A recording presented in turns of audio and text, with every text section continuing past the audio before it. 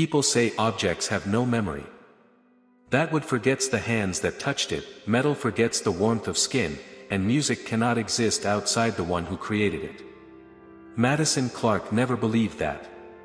Maybe because she worked as a restorer of small mechanical devices, old clocks, broken metronomes, forgotten pocket watches. Maybe because since childhood she heard melodies nobody else could hear. Not voices, melodies. So soft you could mistake them for wind in a vent. So strange you wanted to forget them.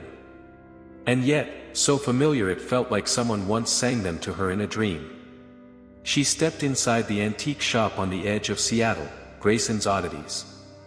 The place smelled of dust, old wood, and something indescribable.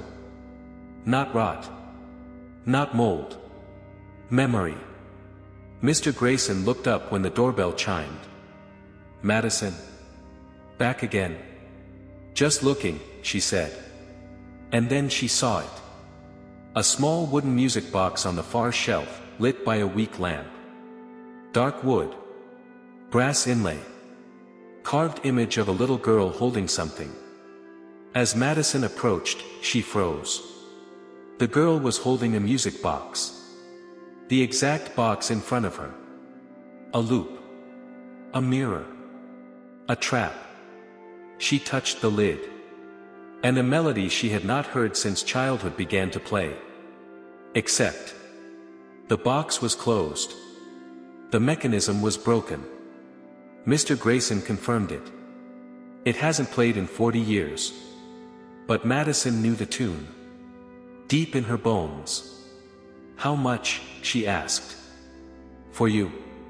$10, he said. And added softly. Some things want to go back to their owners. I've never owned this. He smiled strangely. No. But it belonged to you before you became you. Madison left the shop gripping the box tightly. Behind her, a faint click echoed. And the melody grew louder. The melody she had never heard.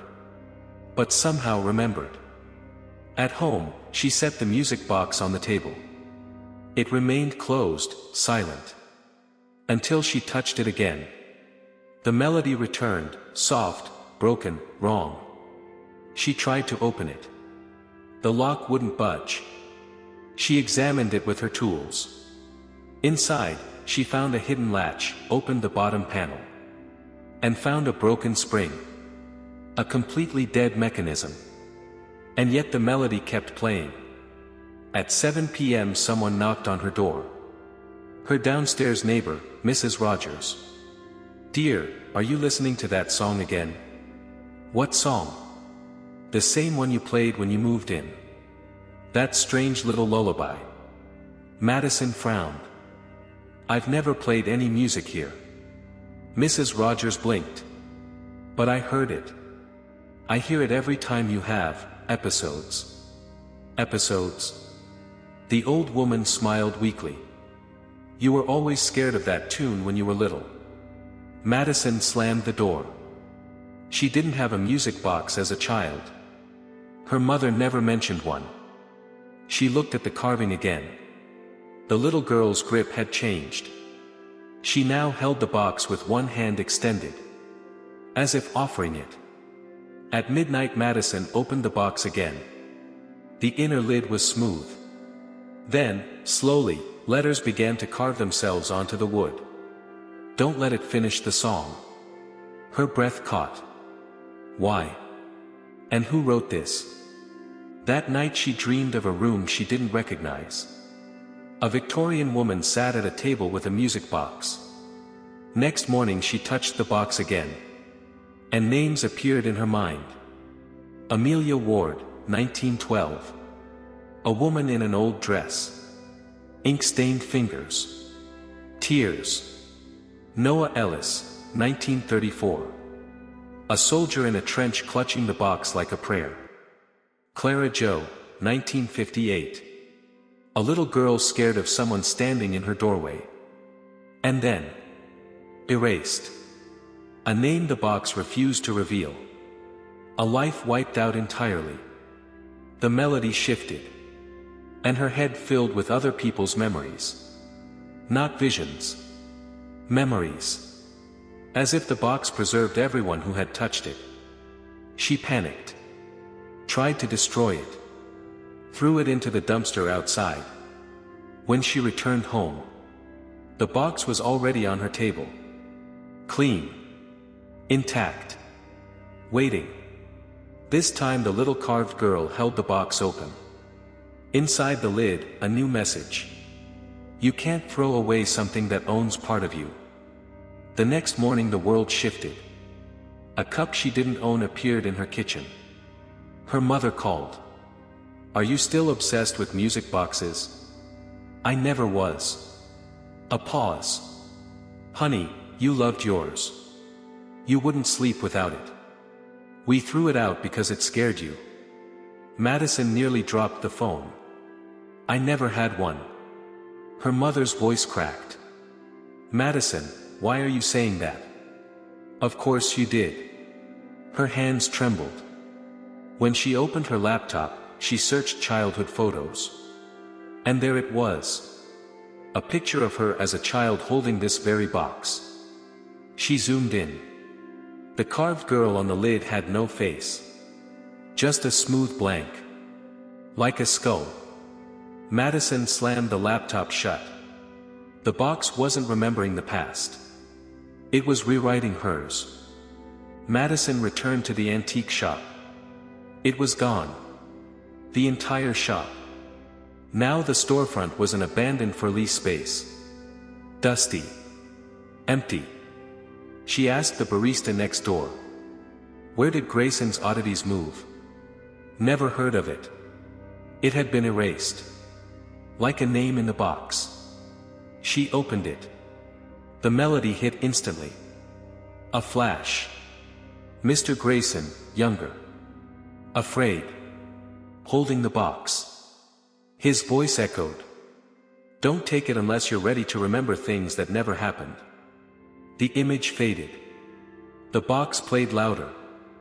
That night she tried to destroy it again. With a hammer. The hammer shattered. The box remained unharmed. She set it down and shouted. What do you want from me? The melody answered. With images of her own life. Edited, rearranged, missing pieces. People blurred out. Memories half erased. If she let the song finish, her entire history would reset. Smooth. Clean. And she would vanish. Like all the others. Madison Clarke, erased. The melody pushed toward the final note. She grabbed the mechanism. And forced it to stop. The scream of metal filled her skull. Images exploded. Amelia being erased. Noah melting into light. Clara fading from her family photographs. Then silence. She woke on her floor. The music box was broken in half. Inside the lid new words glowed. Amelia Ward, remembered. Noah Ellis, remembered.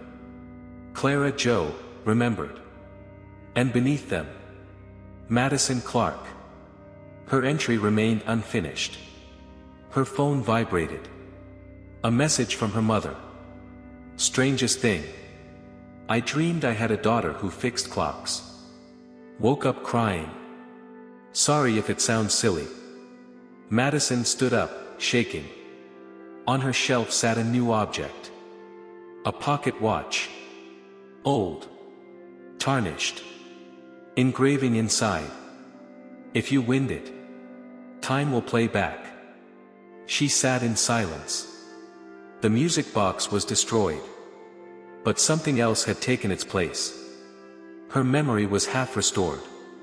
Half lost. And the pocket watch waited. Its hands frozen. Expectant. She whispered. This isn't over, is it? The room didn't answer. But deep inside the broken box, in a place no one could see, a single unfinished note waited. Just one. The one that would complete. Madison Clarke. The story was unfinished. and unfinished stories. Always. Come back.